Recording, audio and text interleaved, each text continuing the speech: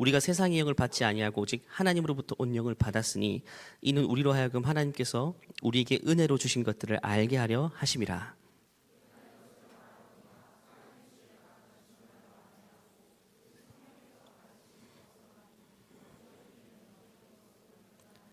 육에 속한 사람은 하나님의 성령의 일들을 받지 아니하나니 이는 그것들이 그에게는 어리석게 보이며 또 그는 그것들을 알 수도 없나니 그러한 일은 영적으로 분별되기 때문이라.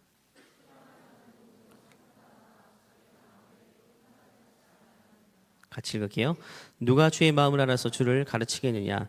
그러나 우리가 그리스도의 마음을 가졌느니라. 아멘. 여러분, 취업을 위해서 최종적으로 거쳐야 될 단계가 면접이라는 과정입니다. 면접. 주로 회사의 중역들, 임원들이 지원자와 1대1로 마주 앉아서 짧게는 1시간, 2시간씩 대화하면서 그 한 사람에 대해서 최대한 많이 알려고 하죠. 또 길게는 1박 2일 동안 합숙하면서 면접을 치르기도 합니다. 그때 주로 확인하는 부분은요, 그 지원자의 내면의 상태입니다. 속을 보기 원하는 거죠. 어떤 생각을 가지고 있고 어떤 삶의 자세를 가지고 있느냐. 서류 전형, 인적성, 필기시험 이런 과정은요, 사람의 외적인 실력을 평가하고 하는 자리죠. 하지만 최종적으로 면접을 통해서는 그 사람의 속에는 뭐가 있는가, 그걸 평가하기 원하는 것입니다. 소위 스펙이라 하는 것은 사람의 외형이죠. 외형입니다. 껍데기입니다. 하지만 그 껍데기보다 훨씬 중요한 것이 그 사람의 속에 뭐가 들어있느냐 이것인데, 이것은 서류를 통해 어떤 테스트 시험을 통해서는 알 수 없는 부분이죠. 대화를 해야만 그 사람 속에 뭐가 있는지를 알 수 있는 겁니다. 그래서 자아가 건강하고 부서에서 팀워크를 잘 이루고 근면성실하고 맡은 일에 열정을 가지고 책임감을 가지고 회사를 위해 희생정신이 있고 이런 것들은요, 서류를 통해서 시험을 통해 절대로 체크할 수 없는 부분이에요. 근면성실합니까? 하면 다 예스라고 체크하겠죠. 근데 사실 뚜껑을 열어봐야 아는 건 아니겠습니까? 내면에 뭐가 있는지를 알기 위해서는요, 대화를 해보는 방법밖에 없어요. 마주 앉아서 오랫동안 대화 나누고 그러면요, 그 사람 속에 있는 것들이 나오기 시작합니다. 그래서 요즘 기업들은요, 서류 전형 어떤 필기 테스트보다 더 많은 비중을 면접에 비중을 둡니다. 사람의 속에 뭐가 있는가. 왜냐하면 많은 부분에서 기업들이 이게 굉장히 실책을 많이 하기 때문입니다. 많은 연봉을 주고 계약을 체결했는데 오히려 이 사람이 탁월한 능력이 있는 건 알겠는데 팀워크에 장애를 주는 거죠. 회사 전체로 봐서는 돈만 나가지 마이너스가 되는 겁니다. 이런 사례가 많기 때문에 기업마다 내면이 잘 준비된 사람 찾기 혈안입니다. 속이 잘 준비되어 있는 사람, 건강한 자아와 좋은 팀워크와 희생정신과 성실함에 비어있는 사람. 근데 중요한 것은요, 하나님께서도 마찬가지십니다. 하나님도 마찬가지입니다. 하나님께서도 우리 내면에 그토록 관심이 많으세요. 우리 껍데기 말고요, 내면입니다. 내면. 성경에는 내면에 대해서 여러 가지 말로 표현하고 있는데 사도 바울은 에베소서에서 이렇게 표현합니다. 한번 읽어볼까요? 3장 16절 말씀 보면요, 내면이라는 단어를 이렇게 표현합니다. 같이 읽어볼게요. 그의 영광의 풍성함을 따라 그의 성령으로 말미암아 너희 속사람을 능력으로 강건하게 하시오며, 속사람을 내면이라고 표현해요. 속에 있는 것, 속의 사람, 겉사람이 아닌 속사람입니다. 그 사람 속에 있는 내면을 능력으로 강건하게 하시오며, 이게 바울의 기도문인데, 바울이 에베소 성도에게 기도할 때 이걸 간절히 기도했어요. 하나님, 저 에베소 성도들 다른 것보다 속사람을 좀 강건하게 해주세요. 내면이 자라고 성장하고 내면이 하나님의 자녀다운 삶으로 그렇게 좀 자라게 도와주세요. 이런 기도를 했다는 거죠. 그러면 내면, 속사람은 더 구체적으로 뭘 말하는 걸까요? 성경은 크게 두 가지를 말합니다. 마음과 생각이라고 이야기합니다. 지난주 빌립보서 우리가 2장 말씀, 4장 말씀 살펴봤는데요, 6절, 7절 이 말씀 살펴봤죠. 한번 읽어볼까요? 같이 읽어볼게요. 아무것도 염려하지 말고 다만 모든 일에 기도와 간구로 너희 구할 것을 감사함으로 하나님께 아뢰라. 그리하면 모든 지각에 뛰어난 하나님의 평강이 그리스도 예수 안에서 너희 마음과 너희 생각을 지키시리라. 이 마음과 생각, 영어로 heart and mind라고 번역되는데 따로 생각할 수도 있는데 사실 그냥 같이 생각할 수 있는 부분입니다. 마음과 생각으로 표현된 우리 속사람은요, 우리에게 제일 중요한 부분이에요. 제일 중요한 부분. 근데 사실 우리가 예수님을 믿지 않으면 속사람이 별로 안 중요하죠. 겉이죠. 드러나는 어떤 면을 중요한 것이고, 내가 입고 있는 옷과 내가 마음껏 포장할 수 있는 뭔가 외면이 중요하다고 생각합니다. 속사람을 가꾸어야지라는 생각 사실 못하고 살 겁니다.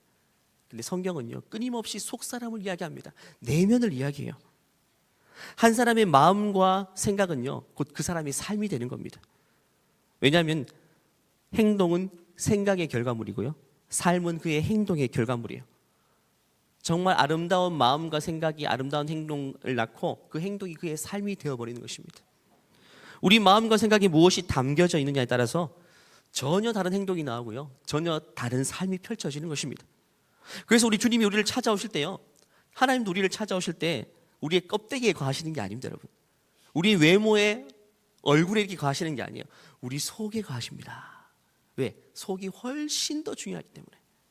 우리의 껍데기에 거한다면요, 주님이 우리에게 오시면, 우리 찾아오시면 우리 외면이 달라져야죠. 얼굴이 달라져야죠. 근데 그게 아니죠. 주님이 우리 속에 오시고 우리 속 사람을 변화시키시는 겁니다. 지난번에도 말씀드린 것처럼요, 우리 마음과 생각은요, 우리 인생의 모든 것들을 컨트롤하는 컨트롤 타워 역할을 감당해요. 우리 PC로 비유하자면요, CPU에 해당되는 겁니다. CPU. 모든 걸 통제합니다. 그래서 운동장 몇 개나 모아놓은 커다란 항공모함 아시죠? 항공모함. 이 한 대 있으면요, 한반도를 다 커버하지 않습니까? 엄청난 큰 전략입니다. 그런데 이 엄청난 전략과 덩치를 가진 항공모함 한 대도요, 이 컨트롤 타워가 작죠. 컨트롤 타워가 적에게 점령당하면 어떻게 됩니까? 그것은 아군의 무기가 아닌 적군의 무기가 됩니다. 그 놀란 화력이 적에게 포화되어야 되는데 오히려 아군에게 포화되는 겁니다. 컨트롤 타워가 넘어가면 그렇게 되는 거예요. 그만큼 중요한 겁니다. 우리 인생이 얼마나 스펙이 뛰어나고 얼마나 능력이 탁월하냐, 그래서 이것보다 훨씬 더 중요한 것은요, 내 컨트롤 타워에 있는 내 마음과 생각을 누가 컨트롤하고 있느냐가 굉장히 중요한 겁니다. 내 마음과 생각을 누가 다스리고 있느냐, 이게 굉장히 중요한 것입니다. 우리 인생이 육신의 생각에 지배당하고 있어요. 육신의 생각에 내 마음과 생각이 지배당하고 있으면요, 모든 열매가 육신과 마치 껍데기 열매만 나타날 뿐입니다. 하지만 성령이 우리 안에 계시면, 성령이 우리 마음과 생각을 다스리시면 그 삶의 열매가 성령의 열매가 나타나는 것입니다.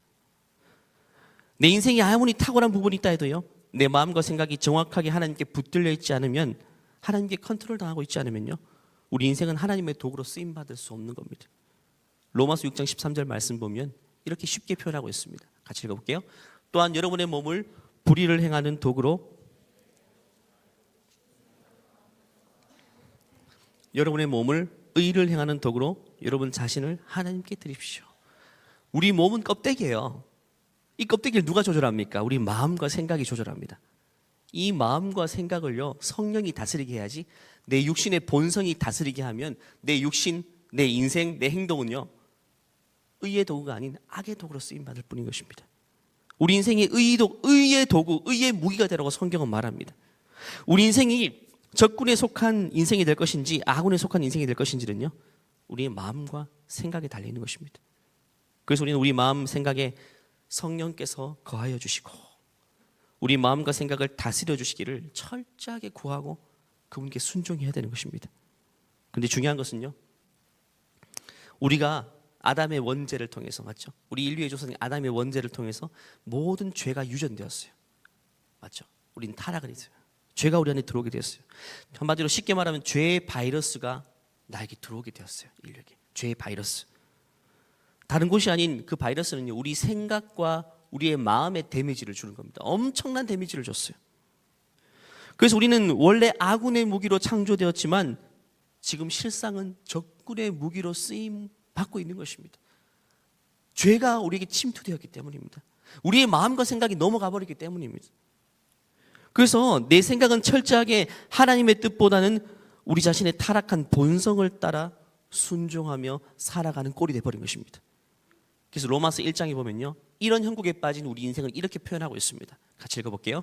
하나님을 알되 하나님을 영화롭게도 아니하며 감사하지도 아니하고 오히려 그 생각이 허망하여지며 미련한 마음이 어두워졌나니. 여기 보면요, 생각과 마음이라는 단어가 동시에 나옵니다. 생각은 어떻게 됐다고요? 허망하여졌고, 마음은 어떻게 됐습니까? 마음은 어두워졌다라고 표현합니다. 우리 인생을 컨트롤하는 컨트롤 타워 마음과 생각이 어떻게 됐습니까? 마음은 헛된 것으로 가득 차버렸고 생각은 어두움으로 가득 차버렸다. 오염돼 버렸다라는 것입니다. 오염돼 버렸다. 바이러스가 들어왔다는 것입니다. 마음과 생각의 눈이 어두워져서 하나님을 더 이상 볼 수 없고 헛된 것만 보이게 됐다. 헛된 것만. 헛된 욕망에만 사로잡히게 되었다는 것입니다. 여러분 자신을 절대 신뢰하지 마세요. 여러분 스스로 절대 자신을 신뢰하지 마세요. 우리 안에 성령께서 들어와서 우리를 컨트롤해 주지 않으면 우리는 사실 죄만 지을 뿐입니다. 우리 생각에 바이러스가 침투해서 원래 만들어진 프로그램에 따라서 움직이는 것이 아니라 이상행동을 보기 시작한 겁니다. 하나님이 원래는요 우리를 하나님께 순종하고 하나님을 기뻐하시는 삶을 살도록 우리를 만들었어요. 근데 바이러스가 침투하니까 입력되지 않은 이상한 행동을 보이기 시작한다는 것입니다. 제 컴퓨터가 과거에 바이러스에 막 걸렸을 때 아무리 클릭해도 창이 안 열리고요, 아무리 클릭해도 창이 닫히잖아요. 그럴 때 어떻게 됩니까? 이 유저 입장에서는 정말 던져버리고 싶어요. 그것 때문에 이 컴퓨터 사용하는 건데 이 한글 하나 여는데도 오래 걸리고 닫히지도 않아요. 화가 나죠. 컴퓨터에 바이러스가 침투됐다는 것은요 사망 선고 내리는 것 똑같은 것입니다. 우리 인생이 그렇게 됐다는 겁니다. 우리 인생, 우리 마음과 생각이 그렇게 돼버렸다는 것입니다. 하나님이 우리 인생을 아무리 클릭해도 움직이지 않는 거예요. 이렇게 하라, 이렇게 하는 것이 네 인생을 복되게 하는 것이라고 해도 절대로 그대로 살지 않아요. 그건 아니야. 그런 행동과 그런 삶은 너를 망하게 하는 것이라고 하지 말라고 아무리 클릭을 해도 우리는 바이러스에 오염됐기 때문에 다치지가 않아요. 움직이지 않습니다. 순종할 마음도 없어요. 그 모습이 우리의 상태라는 사실을 우리는 기억해야 됩니다. 그래서 로마서 8장 6절부터 이런 말씀이 있어요. 한번 읽어볼까요? 육신의 생각은 사망이요 영의 생각은 생명과 평안이라. 육신의 생각은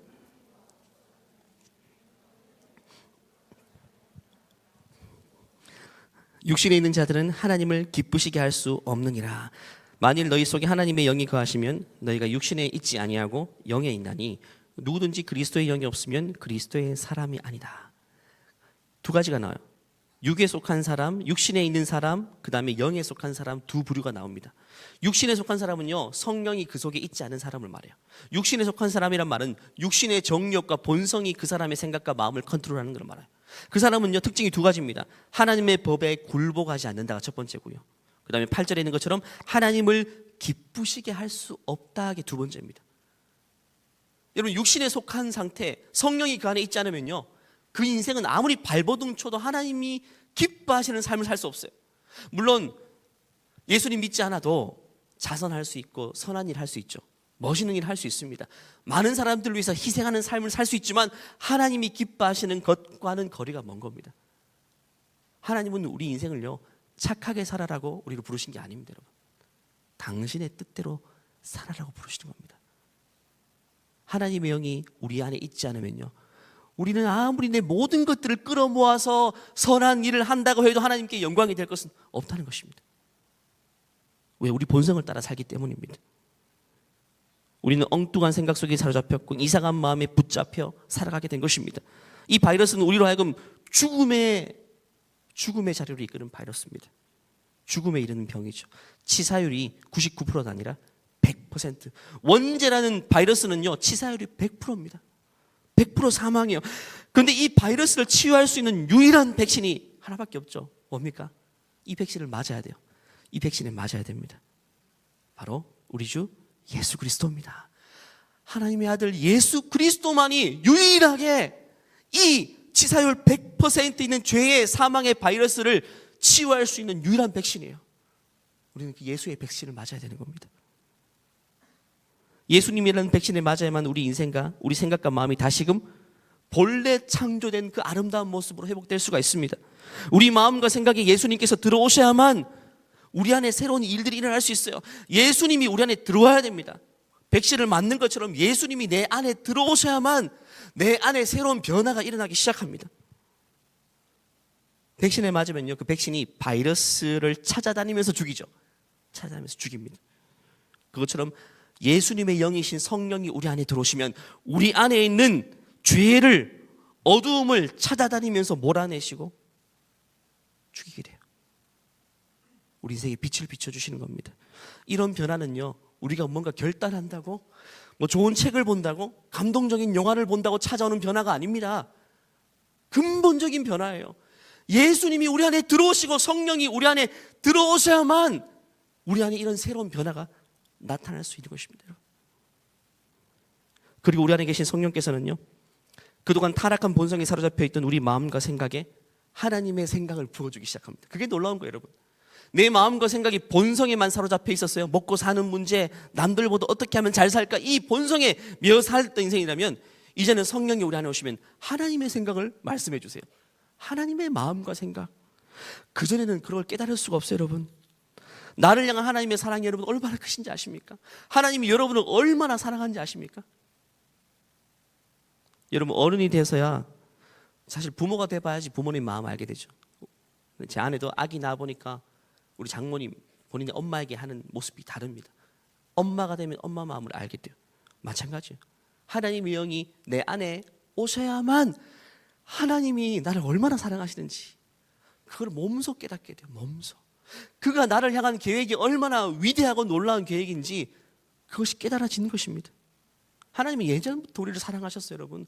원래부터 우리를 사랑하셨어요.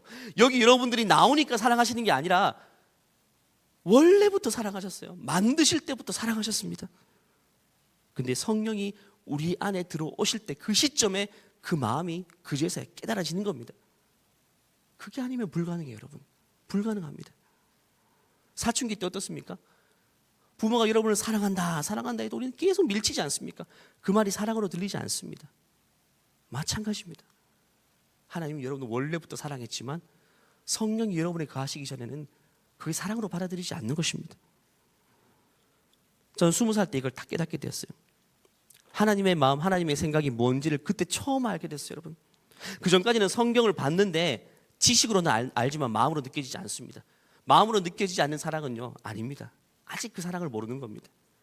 근데 20살 때 제가 이걸 확 느꼈어요. 여러 번 얘기했지만 막 절망이 휩싸일 20살 때 3월달 CCC 간사님께서 찾아오셔서 사양리라는 작은 책자를 저에게 이야기하셨죠.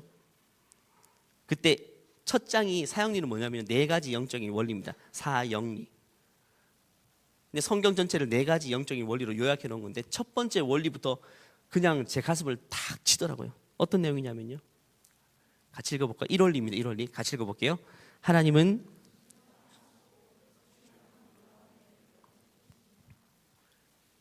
성령이 그때 내 안에 들어오셨나 봐요. 성령님이 내 안에 계셨나 봐요. 2가지를 얘기하죠. 첫 번째는 사랑입니다. 사랑. 하나님이 나를 사랑하신다. 2번째는 하나님이 나를 계획하고 계신다. 내 인생을 향한 하나님의 플랜이 있다는 거예요. 이 2가지 충격받았어요. 첫 번째 하나님의 사랑. 이 구절을 읽는데 그냥 물밀듯이 내 마음에 들어왔어요. 그 사랑이 물밀듯이 그냥 고등학교 때 잠깐 사랑에 빠졌을 때 찾아오는 그런 사랑과는 비교가 안 됩니다. 그냥 내 마음을 확 열어 제끼고 송두리째 들어오는 그 사랑이에요. 그냥 몸이 다 무장해제되는 것 같아요. 그냥 항복했습니다. 하나님 내가 항복했어. 하나님의 사랑이 항복했습니다. 더 이상 거부하지 않겠습니다. 더 이상 거부하지 않겠습니다. 2번째 더 놀란 게 있어요. 그분은 나를 향한 계획이 가지고 계획. 왜냐하면 왜 놀랐냐면요, 나 자신도 내 인생을 향한 계획이 없었을 때거든요. 내 인생은 사실 그 당시에는 무언가 계획을 세울조차 힘들었던 망가진 상태였어요. 실패와 절망 속에 막 허우적거리는 상태였기 때문에 뭔가 계획을 한다, 이건 꿈만 같은 이야기였어요. 아무런 계획도 없었어요. 그냥 되는 대로 사는 겁니다. 되는 대로 학교 다니고, 되는 대로 술 마시고, 되는 대로 선배들에게 끌려다니고 그런 때였어요. 나한테 주도권이 있는 게 아니었어요. 근데 하나님이 내 인생을 향해 계획이 있다. 그냥 작은 계획이 아니라 완전 마스터 플랜이 있다는 사실, 그 사실에 놀랐어요. 그 계획이 뭔지 너무너무 궁금하더라고요. 무슨 계획? 나도 내 인생에 대한 계획이 없는데. 그 전까지는 근근히 사는 인생이었어요. 자꾸 보이지 않는 무언가에 끌려다니는 인생입니다. 사람들이 좋다는데 다 쫓아다니는 인생이었어요. 고등학교 때부터 입시를 치르는 순간까지 제 인생에 제가 스스로 무언가를 계획해 본 적이 없더라고요. 그냥 사람들이 좋다고 하는 거 쫓아다니고요, 사람들이 다 가는 길이 옳은 길인 줄 알았습니다. 아마 여러분도 별반 다르지 않았을 거예요. 우리가 예수님 믿고 거듭나지 않으면요, 성령이 우리 안에 들어오시지 않으면, 우리가 본성대로 산다면요, 우리 인생은 사실 보이지 않는 세상의 가치관, 세상 사람들이 박수 쳐주는 그 길을 따라서 계속 끌려다니는 인생이에요.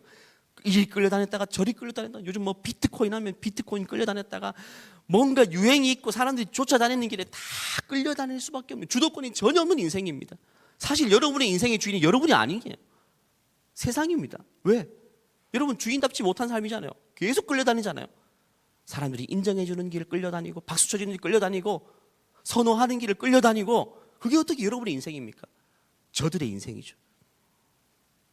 종로를 타는 겁니다. 보이지 않는 주인이 시키는 대로 이리저리 끌려다니는 겁니다. 그래서 히브리서 보면요, 예수님이 우리를 위해 이 땅에 오신 이유를 이렇게 말합니다. 2장 15절입니다. 히브리서 가지고 볼게요. 시작. 또 죽기를 무서워함으로 모든 자를 일생에 매여, 개역 한글 이렇게 표현해요. 일생에 매여 종노릇하는 모든 자를 놓아주기 위해서 예수님이 오셨다는 겁니다. 보이지 않는 세력에 이렇게 종노릇하며 끌려다닐 수밖에 없는 우리 인생을 놓아주기 위해서 예수님이 우리를 위해 오셨다. 죄의 노예로 살 수밖에 없고 세상의 노예로 살 수밖에 없는 인생. 물론 우리가 사유재산 있고 원하는 대로 살 수 있지만 사실상 보이지 않는 본성의 노예입니다. 죄의 노예예요. 자유가 없습니다. 거기서 해방시켜주기 위해서 예수님이 오셨다는 거예요. 예수님이 내 안에 들어오시면 진짜 자유를 경험해요. 여러분 진짜 자유가 뭔지 아십니까? 20살 때 예수님이 내 안에 들어오시니까 진짜 자유입니다. 뭐 수업 들어가고 싶으면 안 들어가도 되고 뭐 이런 자유가 아니라 진짜 자유. 뭔가 아무것도 나를 얽매일 수 없는 완전히 해방된 느낌. 뭔가 내가 그냥 치명적으로 쫓아가야 된다고는 그냥 숙명적인 그런 모든 껍데기가 다 벗어지고 이제는 완전히 자유해진 상태. 완전히 자유해진 상태. 그런 상태가 찾아오는 거예요. 내 안에 성령이 들어오시면 그런 자유를 경험할 수 있어요. 그 전까지는요, 생존 자체가 목적이죠. 생존. 살아남기 위한 삶이에요. 살아남기 위해서 어떤 포지션이 필요한 거고 남들보다 더 좋은 직장이 필요한 거고 살아남기 위해 이 생의 삶이 인생의 목적이 되어버렸어요. 근데 예수 믿고 나니까요, 삶이 목적이 아닙니다. 생존이 목적이 아니에요. 삶은 하나님의 선물이었던 것이에요. 하나님이 삶은요 선물로 주신 겁니다. 하나님과 동행하는 삶이 얼마나 행복한지 아십니까? 선물이에요. 삶은요 내가 생존을 유지하고 막 이렇게 애써야지 유지되는 게 아니라 그냥 하나님이 선물로 탁 주신 거예요. 누리면서 살면 되는 겁니다. 이것이 성령이 오시면 이게 온몸으로 깨달아진다는 겁니다. 그래서 우리 삶은요 하나님의 선물을 누리고 하나님이 우리 인생에 주신 그 계획을 누리며 사는 인생이 되는 거예요. 아무것도 우리를 얽매일 수 없습니다, 여러분. 그래서 오늘 보면 10절, 12절 말씀 보면요 아주 중요한 말씀합니다. 같이 읽어볼게요. 시작. 오직 하나님이 성령으로 이것을 우리에게 보이셨으니 사람의 일을 사람의 속에 있는 영 외에 누가 알리요? 이와 같이 하나님의 일도 하나님의 영 외에는 아무도 알지 못하느니라. 우리가 세상의 영을 받지 아니하고 오직 하나님으로부터 온 영을 받았으니 이는 우리로 하여금 하나님께서 우리에게 은혜로 주신 것들을 알게 하려 하심이라. 성령 외에는 하나님의 사랑과 그 계획을 알 수 있는 채널이 없다는 거죠. 성령이 하나님의 영입니다. 하나님의 영이 우리 안에 들어오셔야만 하나님의 생각과 하나님의 마음을 누릴 수 있다. 다른 채널이 없다는 것입니다, 여러분. 그래서 14절 말씀 보면요, 14절 그 다음 절입니다. 읽어볼게요. 육에 속한 사람은 하나님의 성령의 일들을 받지 아니하나니 이는 그것들이 그에게는 어리석게 보이며 또 그는 그것들을 알 수도 없나니 그런 일은 영적으로 분별되기 때문에. 육에 속한 사람이 뭐라 그랬죠? 성령이 마음에 오시지 않은 사람, 예수님을 밀쳐내는 사람입니다. 예수님을 모시지 않은 사람. 그런 삶은요 어떻게 해요? 뭐가 어리석다고요? 성령의 일들이 어리석게 보입니다. 그러니까 예수님을 아직까지 만나지 못한 사람은 예수 믿는 사람의 삶이 어리석게 보여요. 남들 다 공부하고 놀 때 이 주일날 지금 쉬어야 될 때 지금 앉아서 뭐 하는 거예요? 좁은데 이 몇백 명이 모여서 지금 뭐 하냐는 겁니다. 노래 부르고 뭐 말씀 듣고. 제가 말하는 게 별거 없잖아요. 예능 프로 한 프로 보는 게 더 유쾌하고 즐겁죠. 왜 여기 앉아 있냐는 겁니다. 어리석게 보인다는 겁니다. 성령이 없으면 성령이 하는 일이 다 어리석게 보입니다. 수련회 3박 4일 그 돈 내고 거기 왜 가냐는 거예요. 다 어리석게 보입니다. 하지만 성령이 내 안에 들어오시면 그게 새롭게 해석되기 시작합니다. 야, 이게 은혜의 자리구나. 이게 진정 자유하는 길이구나. 이게 진짜 복된 길이구나. 그래서 오늘 결론 16절입니다. 마지막 절에서 같이 읽어볼게요. 16절입니다. 누가 주의 마음을 알아서 주를 가르치겠느냐? 그러나 우리가 그리스도의 마음을 가졌다. 내 안에 그리스도의 마음이 찾아왔어요. 내 안에 성령이 찾아왔습니다. 그럼 모든 것들이 재해석되는 겁니다. 하나님이 우리 마음과 생각을 지키시면요, 모든 것들이 새롭게 돼요. 우리 안에 성령이 계시면 우리는 이 하나님의 사랑과 내 인생을 향한, 나의 인생을 향한 놀라운 계획을 깨달으면서 살 수 있다는 것입니다. 누가 나를 판단하는 게 내 인생이 아닙니다. 너는 이 정도야, 넌 A급이야, B급이야, C급이야, 이게 우리 인생이 아니에요. 우리 인생을 판단할 수 있는 사람은 하나님밖에 없어요. 하나님 우리를 어떻게 판단하십니까? 너 A급, B급, C급이야. 아닙니다. 너는 내 자녀야, 내 기뻐하는 아들이야, 나는 너를 향해 놀라운 계획을 가지고 있어. 이게 하나님의 평가입니다. 이 평가가 이제 들리기 시작하는 겁니다.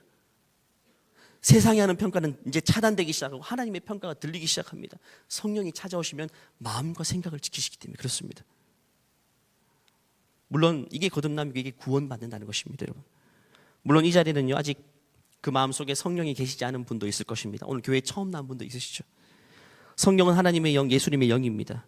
이 성령이 우리 안에 들어오시는 채널은요, 한 가지밖에 없어요. 우리 마음을 주님께 열어놓는 겁니다. 우리 마음을 주님께로 열고 예수님을 구주로 믿으면, 그러면 성령께서 우리 안에 들어오셔서 영원토록 우리 안에 사십니다. 어떤 절차가 필요 없어요.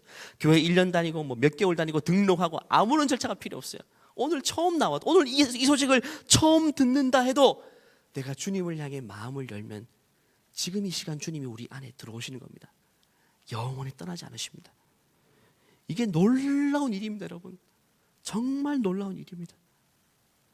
예수님께서 2000년 전에 이 땅에 오셔서 내 죄를 위해서 십자가에 달려 죽으시고 내 모든 죄값을 치르셨다.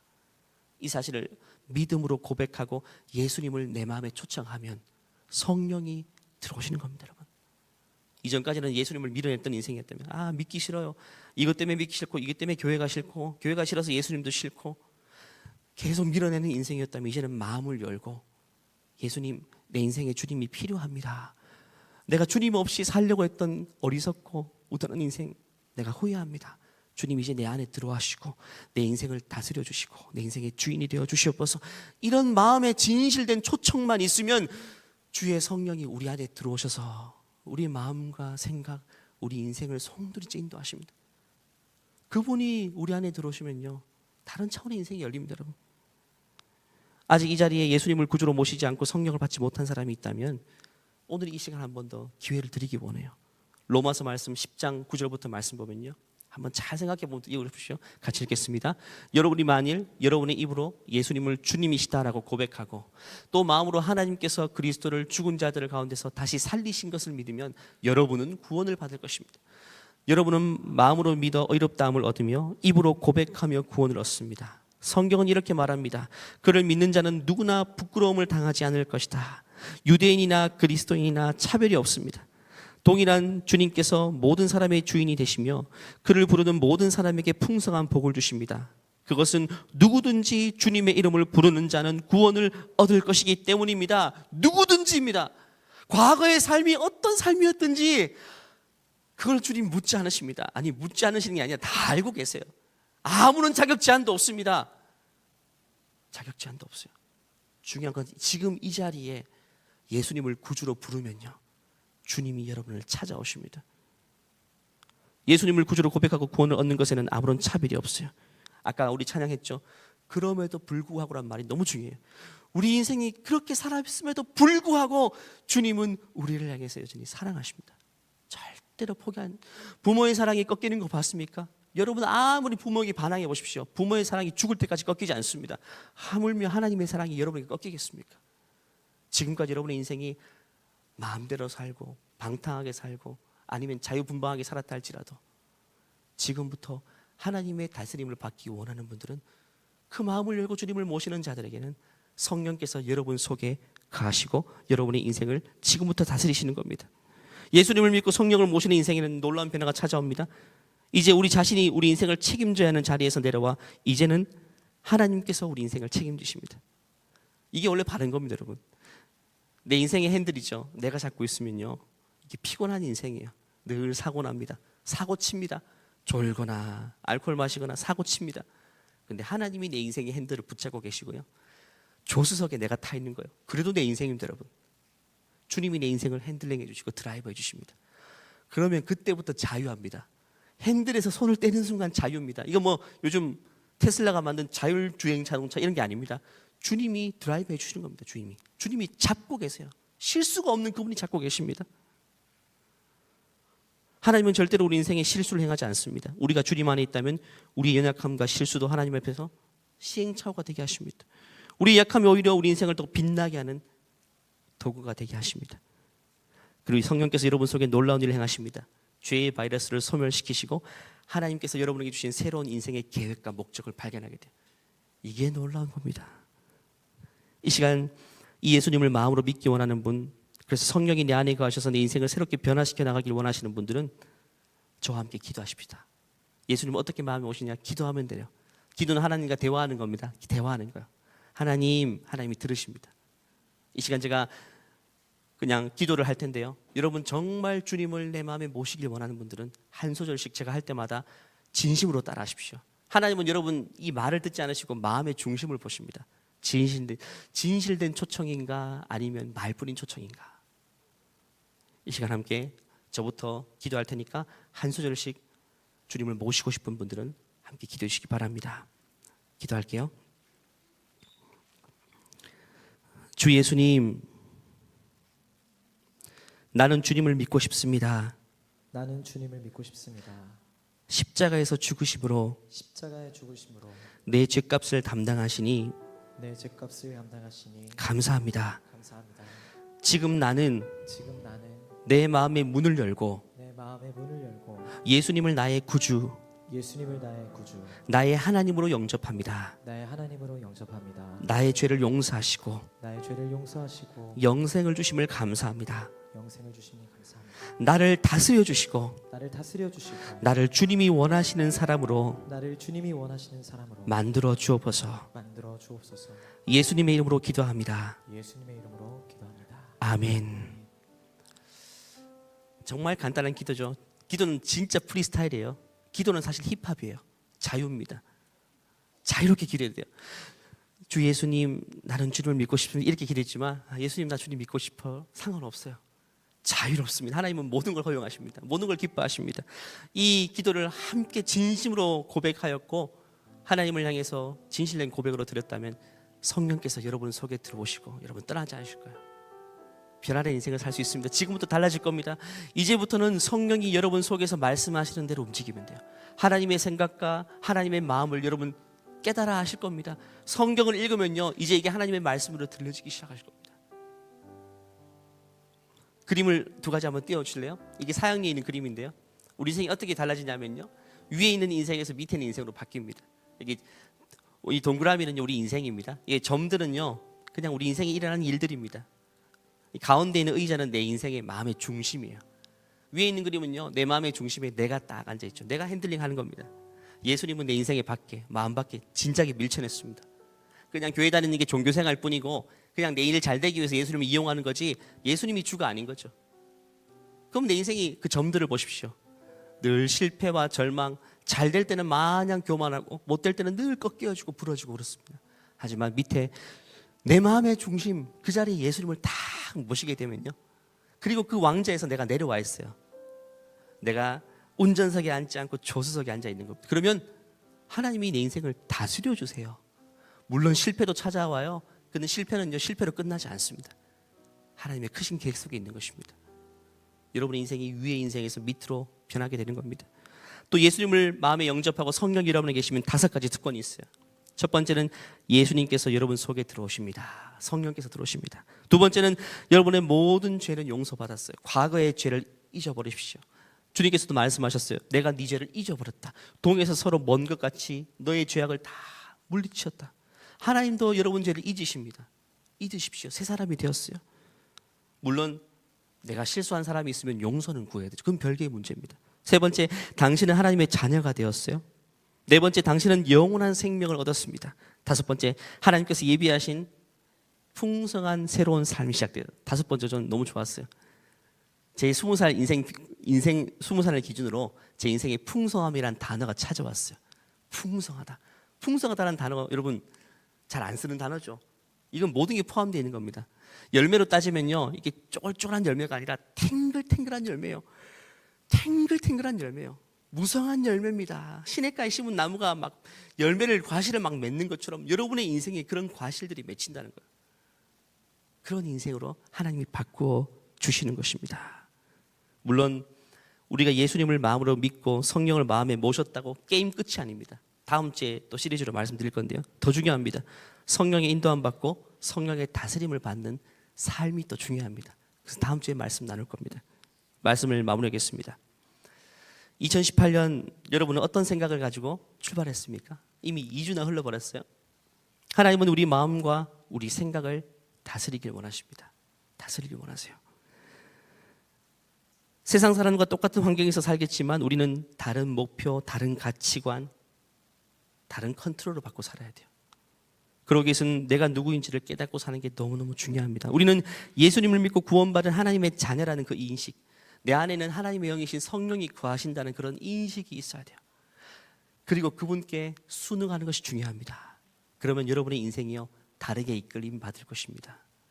그동안은 여러분의 인생을 힘겹게 끌고 왔다면 여기까지 20년 동안 열심히 끌고 왔어요. 지치죠. 너무 힘들죠. 이제는 내려놓으십시오. 예수님 말씀하셨어요. 수고하고 무거운 짐진들아 내게로 오라. 내가 너를 쉬게 하리라. 나와 함께 멍에를 매자라고 말씀하셨어요. 이제는 주님이 우리 인생을 이끌어 가시도록 주님께 의존하고 맡겨드리는 게 너무너무 중요한 것입니다. 2018년 성령의 인도함을 받아 자신의 뜻이 아닌 하나님의 뜻을 이루게 되는 복된 한 해가 되기를 간절히 축원합니다. 기도하겠습니다. 주님, 우리 인생이 지금까지 어떻게 살았음에도 불구하고 그럼에도 불구하고 나를 사랑하신다고 말씀하시니 감사합니다.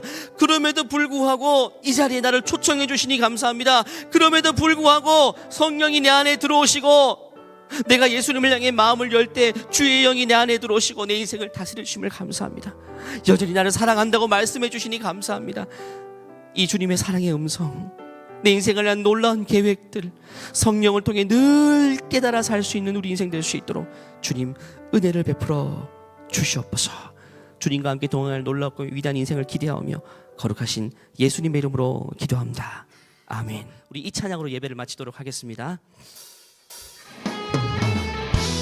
함께 박수면서 찬양합니다.